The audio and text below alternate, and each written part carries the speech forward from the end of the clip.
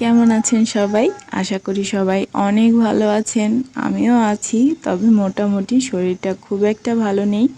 তারপরও 2 দিন পর বিছানা ছাড়লাম, ভাবলাম একটু কোনো মতে চুল আঁচড়ে নিয়ে এরপরে স্নানে চলে যাব। স্নান সেরে এসে আজকে তৈরি করব গোবিন্দভোগ চালের খিচুড়ি।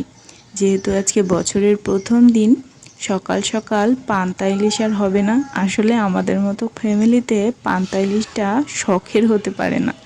যাই হোক, সকাল সকাল স্নান সেরে এসে এখানে আমি সব রকম সবজি যা ছিল ফ্রিজে তাই দিয়েই খিচুড়িটা তৈরি করে নিলাম।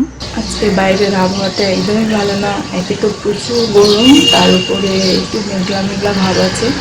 আর এদিকে যেহেতু আমাদের চলে যাওয়ার সময়টাও চলে আসলো, তো চলুন ধীরে ধীরে সব কিছু ডিসকাস করি। আর গত 2 দিন হলো আমি কিন্তু রান্নাঘরে একদমই ঢুকতে পারি না। দেখুন অবস্থা, বাবা আর ছেলে দুজনে একটু রান্না করে খেয়েছে। এখানে শশা নিয়েছে, তার খোসাটাও ফেলেনি। আর তা বাদে সব কিছুর কথা কি বলবো, তো চলুন আর বেশি কথা না বলে এইগুলো আগে পরিষ্কার করি, তারপরে আপনাদের সাথে শেয়ার করছি। তো এই যে আমি সব কিছু মোটামুটি পরিষ্কার করে দিয়েছি, মাছ ভিজিয়ে দিয়েছি। আর এটা রিঠা মাছের মাথা, এটাই ঝাল ঝাল করে রান্না করব।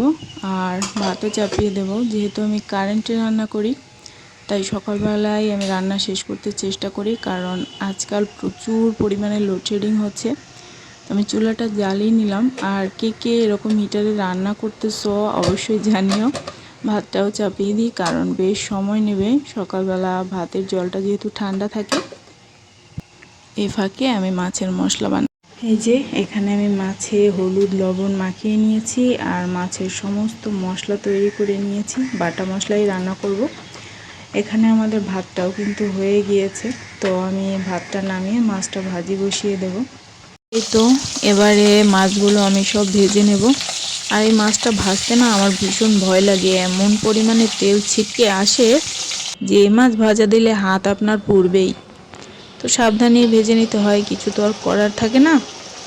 এরপরে মশলাটা আমি কষিয়ে নিচ্ছি, সমস্ত বাটা মশলা দিয়ে দিয়েছি। মশলা কষিয়ে নিয়ে আমি এখানে পর্যাপ্ত ঝোল দিয়ে দিয়েছি। এটা কিন্তু ফুটতে শুরু করছে। এ পর্যায়ে আমি মাথা ভাজাগুলো যেগুলো ভেজে রেখেছিলাম সেটাই দিয়ে দেবো। যেহেতু মাছের মাথা একটু সময় নেবে, তো দিয়ে ভালোভাবে একটু নাড়িয়ে চাড়িয়ে নিয়ে আমি কিন্তু ঢাকা দিয়ে দেবো। একটানা 15-20 মিনিট জাল দিলেই কিন্তু আমার তরকারিটা হয়ে যাবে। তো চলুন এবারে রান্নাটা কমপ্লিট করে নিই।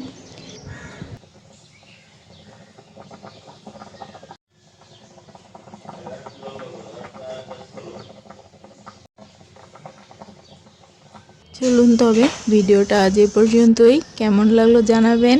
আবার দেখা হবে নতুন কোনো পর্বে। ততক্ষণ সবাই ভালো থাকবেন, সুস্থ থাকবেন, সবার খেয়াল রাখবেন। ধন্যবাদ।